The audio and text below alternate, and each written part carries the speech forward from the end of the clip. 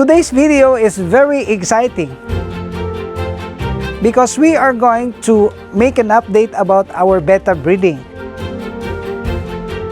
So we have to go to the junk shop and then we will buy some plastic containers.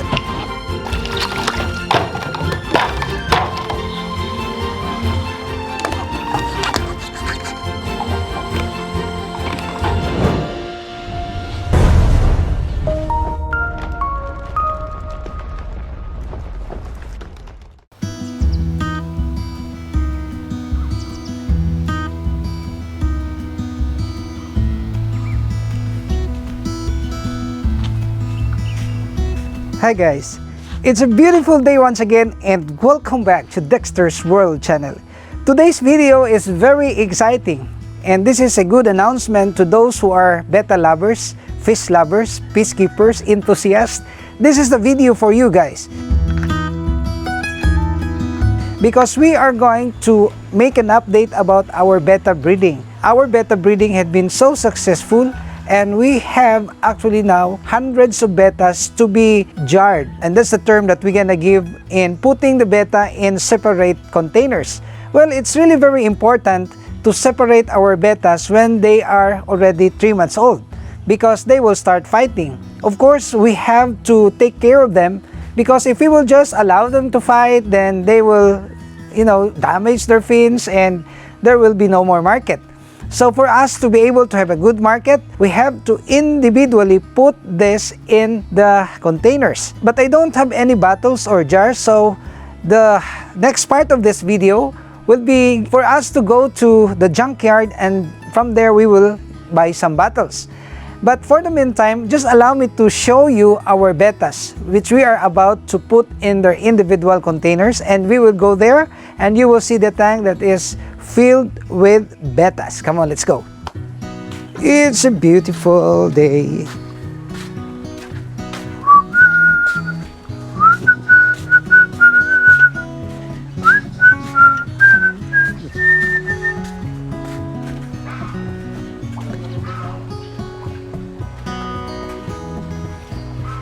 So guys, we're here at the tank of our bettas. Actually, there are 4 boxes right here and that's filled with bettas. But we can show you the male bettas that are about to be jarred today. And you will see that there are plenty of them. And they are just 3 months old. And we will wait for another 3 months before we're gonna sell this one. And you will see that there are plenty of colors. You will see that there are green, there are blue, there are orange, there are violet. Name all the colors we can see in this bettas, and they are really now very ripe for the individual containers.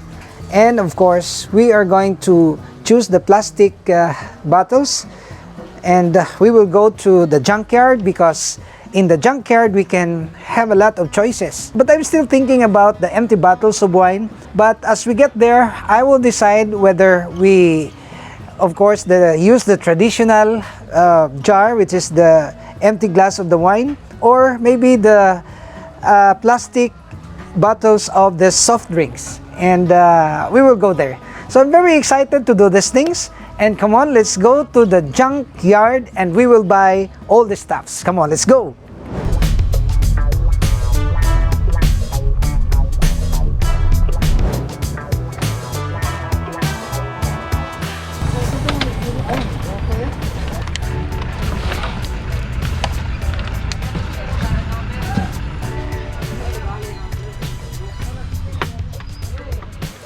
So guys, we are here and we are about to buy this plastic containers.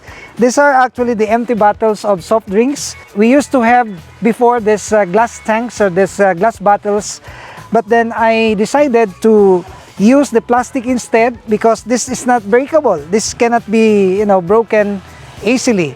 So we are set to buy 300 of this, and each of this will only cost around how much? 3 pesos. So very cheap. And you will see the techniques on how we're gonna use this one. Maybe you are interested to know about the technique on how to change the water. Well, this is just very easy. We will just put a small hole over here and then you will know this later. And you're gonna see the actual process how we're gonna do these things. And we are going to pay this at 3 pesos per bottle. So that's gonna be 900 pesos. And it's good because it's very cheap. And our Bettas, of course, when is already fully grown, can be sold at 150 to 200 pesos each. So this is an investment, and we are going to pay now with our friends. The name of my friend is Jordan, a good friend of mine. Can just come here and buy some plastics from him. So we will now load this one. This area is actually the junkyard, where you can also buy some stuff like this empty sacks of rice. You can use this for sand and gravel business. Well, you can just come here, and people here are just very approachable. Just approach. What is your name? Charissa. You just approach Charis, and you can buy many things that can be still useful. It's available here. We have junks of these metals and these plastic containers. We have so many here, and that's it. So come on, let's go to the house, and you will see how we gonna clean this, and then we will transfer our Bettas in the individual containers. Come on, let's go.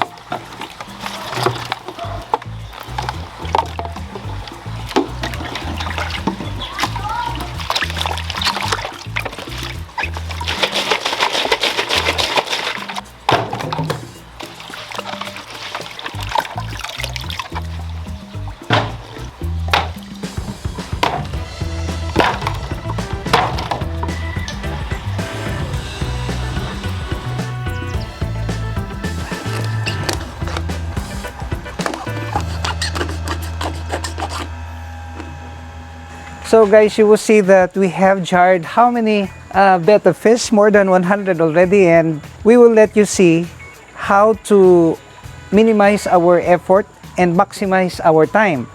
Because if we're gonna jar our Betta fish, the difficult thing is how to change the water. My way of giving you tip is to actually demonstrate on how we're gonna do some techniques in order for us to have an easy way of changing the water. Actually, in grooming the Betta, what is difficult is how to change the water and how to maintain the condition of the water. Of course, the water conditioning will be maintained if we will frequently change it. My way of doing this is to create a hole. So guys, in order for us to have an easy way of changing the water is, of course, to slice half of this container. You see this one? I am sure that the Betta could not get out from the bottle, because if we will look at this one, if you will put some water right here, the water will just come out. Okay? Just like that. You will not be anymore disturbing the Betta right there inside the bottle. So you see that we have here beautiful Bettas. You see the water had just drained from the bottle. So this is it.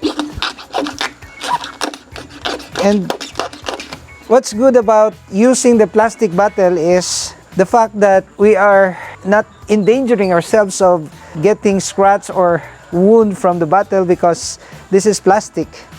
So in our previous videos, we made mention about how to cut the bottle, how to prepare the Betta inside the glass jars, but I really recommend some innovations. And these innovations is using the plastic container of the soft drinks.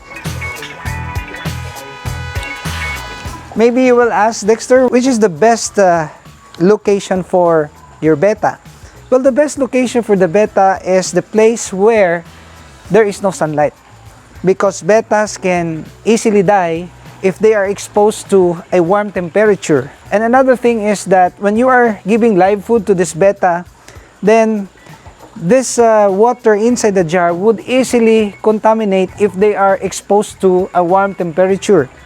So the best recommended place is the place where it's shaded. If we can put this inside the house, then it is much better.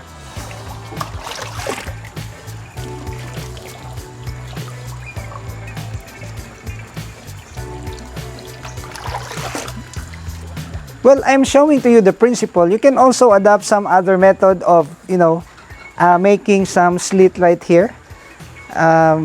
Maybe you can also use the heater, and then you will put some holes over here. It doesn't matter. It's all right. But my way of doing it is slicing half of this plastic bottle in order for this Betta to not really come out when we are going to change the water.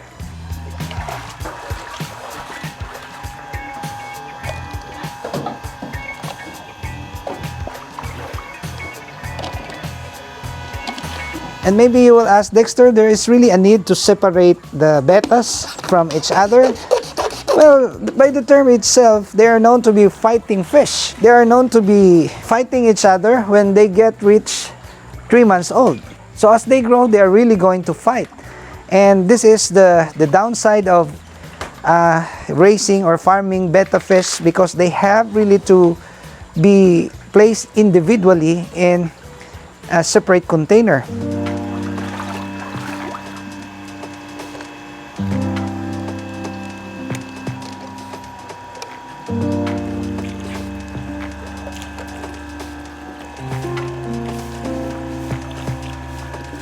And you know what? When I started blogging on YouTube about fish, I was known to be a breeder of this Betta fish. And I also shared my knowledge to many people, and they are also earning now an income.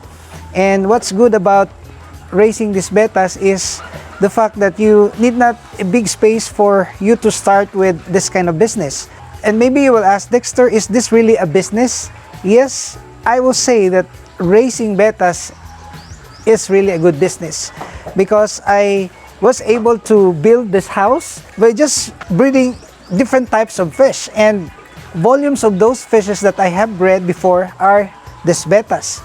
People are coming to my house buying all these Bettas. And also, one good thing is that if you're breeding these Bettas, they will come in different colors. There are high mutations that are really occurring. And you will be surprised by the new colors that will emerge out of breeding the same materials.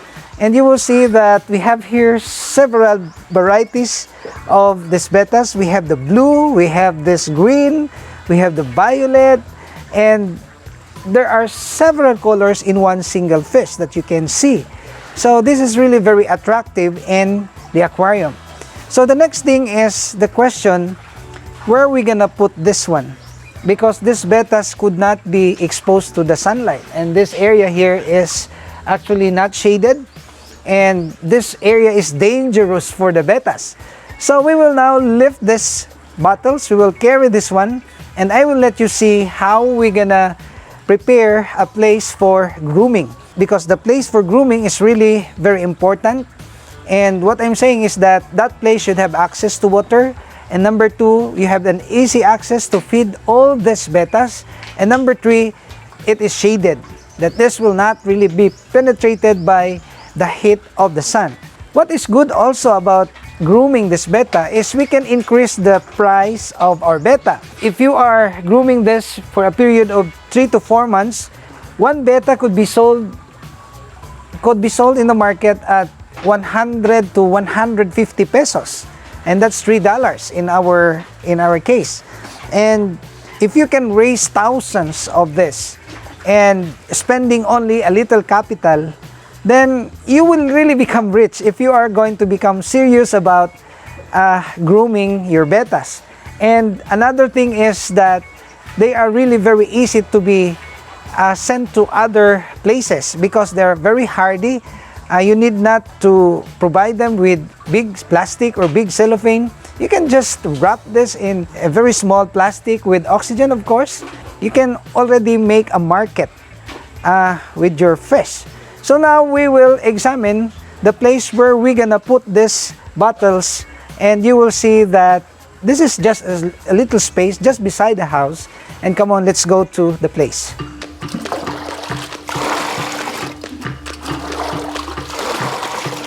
So guys, this is now the place where we're gonna put all these bottles filled with betta fish. And you will see that this is not a big space. This is just a space where we utilize for our breeding of this Japanese koi and other fish. And now we will use this one as our grooming place for the bettas. And as what I have said, this is a good place because it's really very accessible to water, and this is a shaded place. And I intentionally put some water right here in order for us to be assured that these bettas will not get the warm temperature. So the water level is actually just 4 inches, and it's a little bit lower than the neck of the bottle. So this is my way of ensuring that the bettas could really enjoy the fresh environment.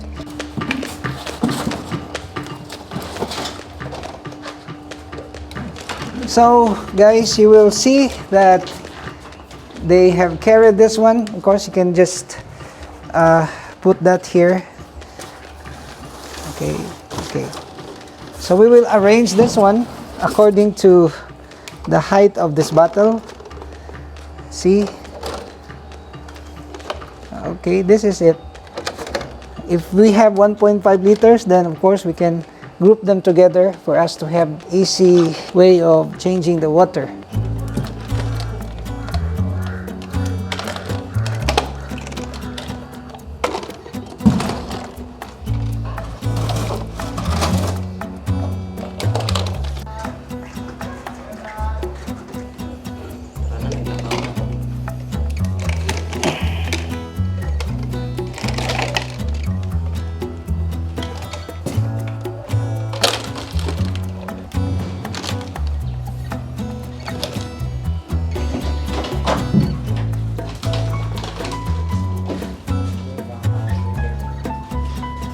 So guys, we have jarred 500 male betta, and we will wait for another 2 to 3 months or maybe 4 months before we're gonna sell this one. And this 500 could be sold at 150. It depends upon the size or the color mutation, but I am very much confident that we can at least sell this one at 150 pesos each. So if you have 500 at 150, then more or less we will gain an income of 60 to 70,000 pesos. I don't know if my computation is right, but I estimated to earn 60 to 70,000 pesos if we can sell this at a good price. And for us to be able to have a good price, of course, we have to jar them, we have to groom them, we will give them good food, and then we can sell that in the market. So I hope that you are encouraged with these videos, and maybe you are entertaining the idea of breeding this kind of fish. Maybe your next question, if you are just new to this channel, Dexter, how to breed these bettas? Of course, we have so many series of videos about breeding bettas and how to raise the fry of these bettas. And there are steps actually to be observed in order for us to become really successful in the industry of betta farming. And you can browse all of that. You can just type Dexter's World Betta Breeding and you can see our series of videos. And if you're not subscribed to this channel, may we humbly ask you to please subscribe, because in this channel you will really learn a lot of things. And if you're not subscribed, of course, we are uploading videos every 3 to 5 days. And if you will subscribe, you will be notified of our regular uploads only here at Dexter's World